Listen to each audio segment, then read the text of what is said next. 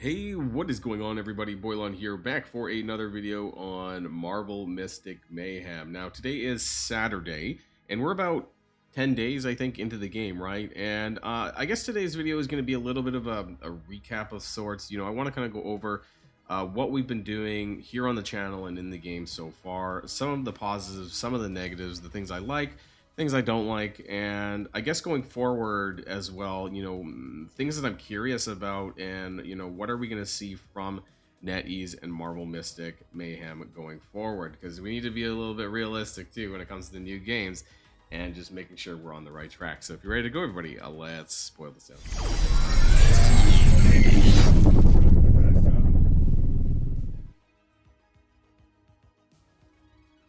So I do want to start with some easy stuff. What do I like about the game? I love that there's, so far, I forget how many characters, like 25, 28 characters right now. I mean, I don't have all of them, right? I'm still missing like 6 or 7 of them. But, there's about 6. I have about 9, 12, 15, 18. I have 19 characters. I think I want to say it's something like 25 characters or so. I'm having a blast. I'm using my top 6 characters, top 7 characters kind of really that I'm using in my team. Juggernaut, Storm, Thor, who I did pull, Scarlet Witch, who I bought. I did make mention of that. Dream Queen, who I absolutely love, and I'm going to be making a separate video all about Dream Queen as what I believe is probably the second best support game in the game, next to Emma Frost. That's just my thoughts anyways. And Moon Girl, Devil Dino, and Echo, who I also made a video of. I've done a few of these character guide videos on my channel, so if that's something you're interested in, if you don't know how to play these characters 100%, go check out those videos. I think they're really useful. And I have a few other characters that I haven't really played with too much, but I'm having a blast with being able to choose what characters that I want to play with. And by and large, I think that the game isn't that difficult, and this could be a bad thing for some people, that I just feel like you could use the characters that you want to play with, unless they're damage restricted. But otherwise, you can make the team and assemble the team that you want to play with. And I think that part is great. As far as the game modes, I like the rotating Nightfall bosses. Looks like we're gonna have Dragon Armor for about another 2 weeks, or about a week and a half, I guess, now from now. And I don't know if it's gonna rotate back to the Eye. Part of me believes that they don't have a third boss lined up, so I think it will rotate back to the Eye. I mean, I was playing this in Alpha and Beta, and they do have they had these two. Dragon Armor came a little bit later, but I don't think they have the third boss prepared. But hey, if I'm wrong, well, I guess we'll find out in a little while. And I like the rewards that we get. We have the main story. My concern, I guess, is I'm at level 51, right? So I'm getting about 1 to 2 levels a day, and it seems like on that trajectory, and maybe it'll slow down more, that 70 is the max level. And Captain America's story starts at 54. Some people might have unlocked it already, but there's nothing after that.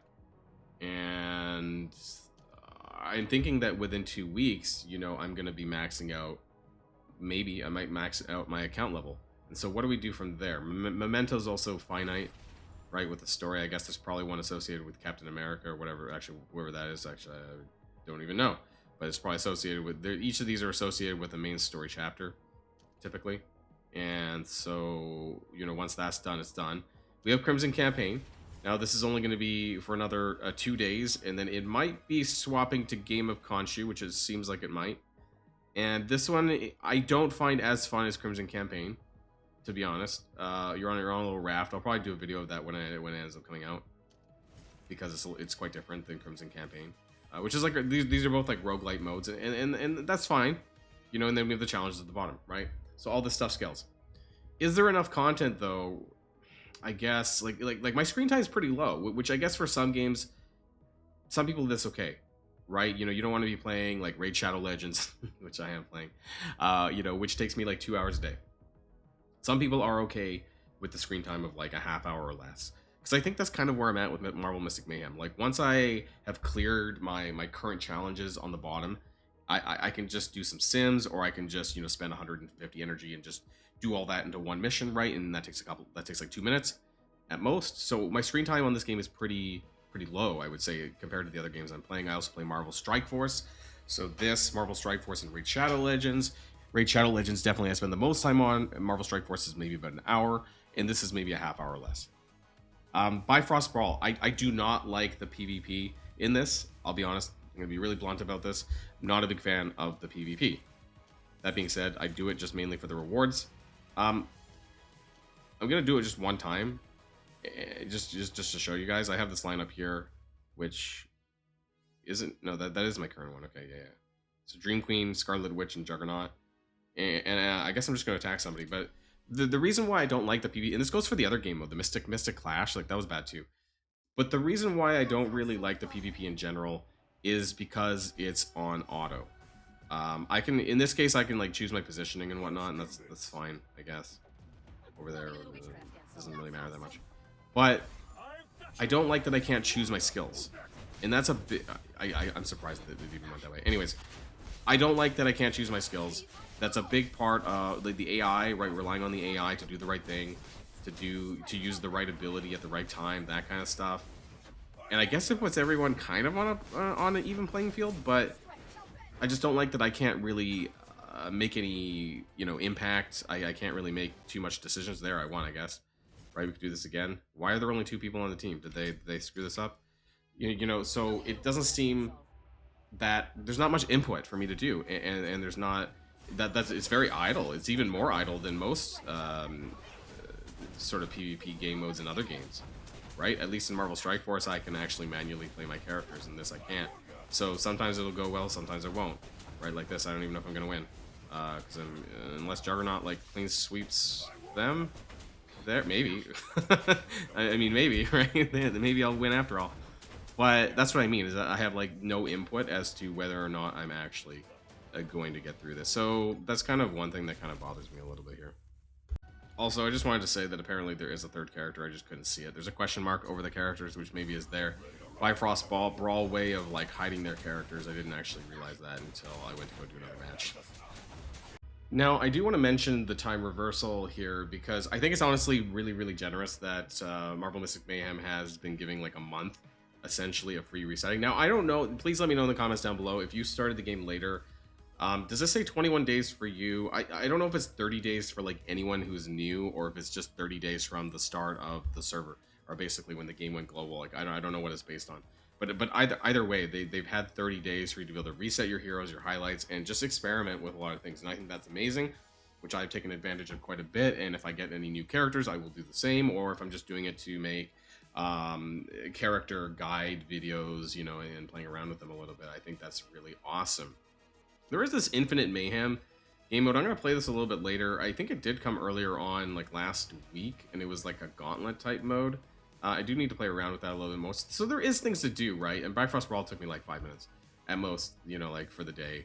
And then once I get like the Shadow Key, I don't think I really need to do it some more. I don't need to keep spamming it. So, I mean, it is what it is there.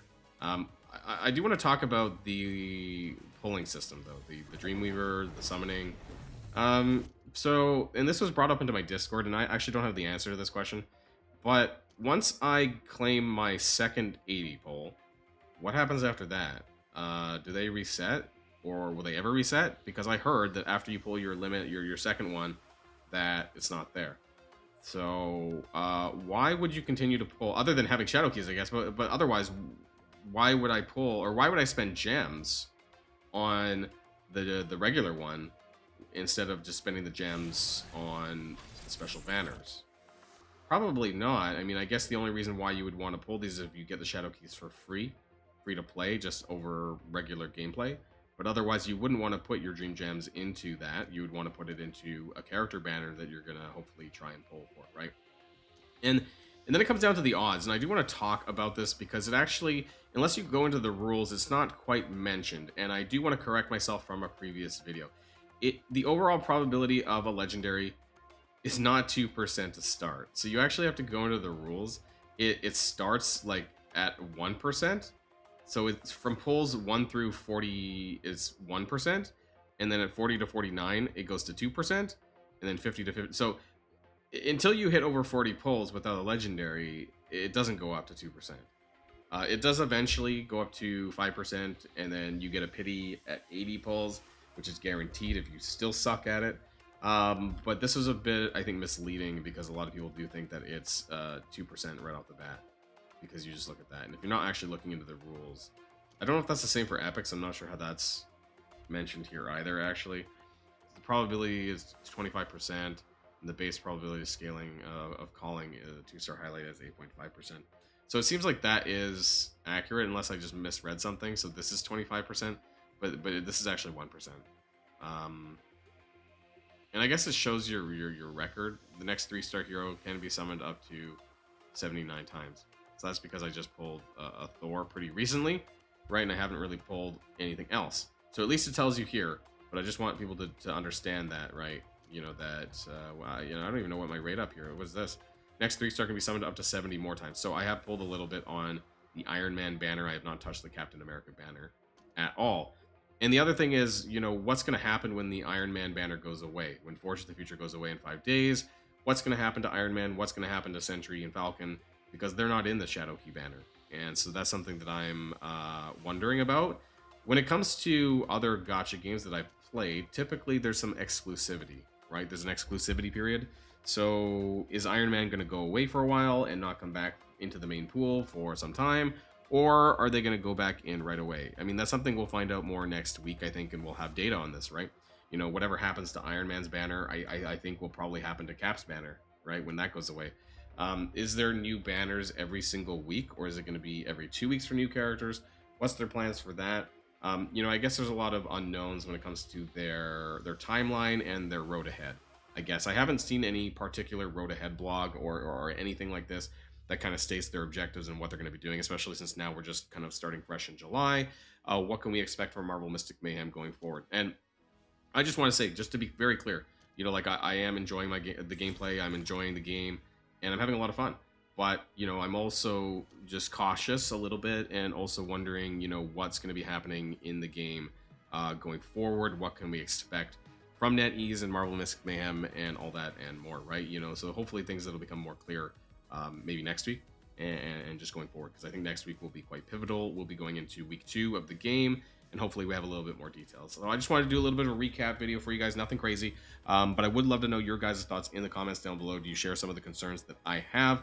What are your concerns for the game? Are you having fun? Are you going to stick with it? I mean, I'll be here for a little while, of course, but I just want to know a little bit more about what their plans are with this game. So that's it for now, everyone. Have a great rest of the weekend, and I'll see you guys all on the next video.